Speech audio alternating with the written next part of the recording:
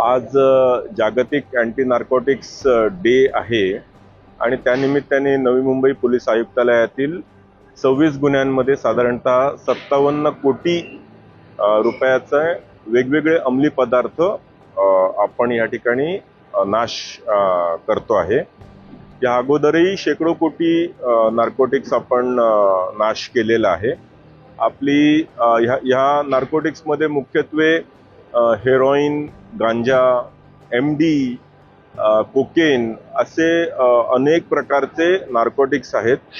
आणि आपली जी नवी मुंबई आयुक्तालयामध्ये नार्कोटिक्स संदर्भामध्ये जी झिरो टॉलरन्स पॉलिसी आहे त्यामध्ये आपण खूप मोठ्या मोठ्या कारवाया सातत्याने करतोय। आपण बघत असाल की गेल्या 3-4 वर्षांपासून आपण खूप मोठी मोहीम नवी मुंबई पोलीस आयुक्तालयामध्ये हाती घेतलेली आहे।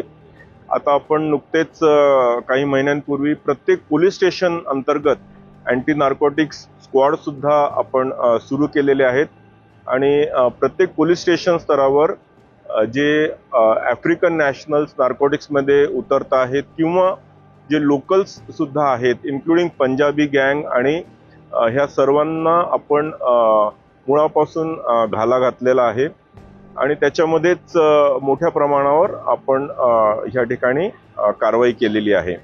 आपण आतापर्यंत मकोकामध्ये सुद्धा नार्कोटिक्सचे पेडलर्स जे आहेत, सप्लायर्स आहेत, त्यांना सुद्धा ते गुन्हे दाखल केलेले आहेत आणि काही नार्कोटिक्स सप्लायर्सवर PIT NDPS अंतर्गत सुद्धा प्रतिबंधक कारवाया केलेल्या आहेत। सो आपली ही ओव्हरऑल संपूर्ण पोलीस आयुक्तालयातील अधिकारी आणि कर्मचारी हे याच्यामध्ये हिरिरीने सहभागी होत असतात। लोकांचा सहभाग आहे। मोठ्या प्रमाणावर आपण अवेअरनेस कॅम्पेन्स घेतो।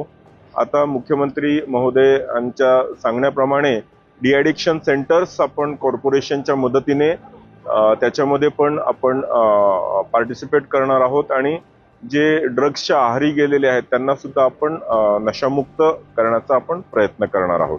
आपण जे आज नाश करतो आहे ते 26 गुन्ह्यांमध्ये साधारणतः 57 कोटी रुपयांचे हे नार्कोटिक्स आहेत। तरुणांना आपण सातत्याने गेल्या 3-4 वर्षांपासून अनेक अवेअरनेस कॅम्पेन्स करत आहोत। आज सुद्धा जागतिक अँटी नार्कोटिक्स डेच्या निमित्ताने प्रत्येक पोलीस स्टेशन स्तरावर आपण मोठ्या प्रमाणात हे अवेअरनेसचं कॅम्पेन घेतो आहे। शाळा, कॉलेजेस, सोसायटीज आणि काही बाजारांच्या ठिकाणी सुद्धा आपण सातत्याने लोकांमध्ये ही जनजागृती करण्याचा प्रयत्न करत असतो। टार्गेट जे युथ्स आहेत त्यांना विशेष करून सोशल मीडियाच्या माध्यमातून सुद्धा आपण अवेअरनेस पोहोचवण्याचा प्रयत्न करत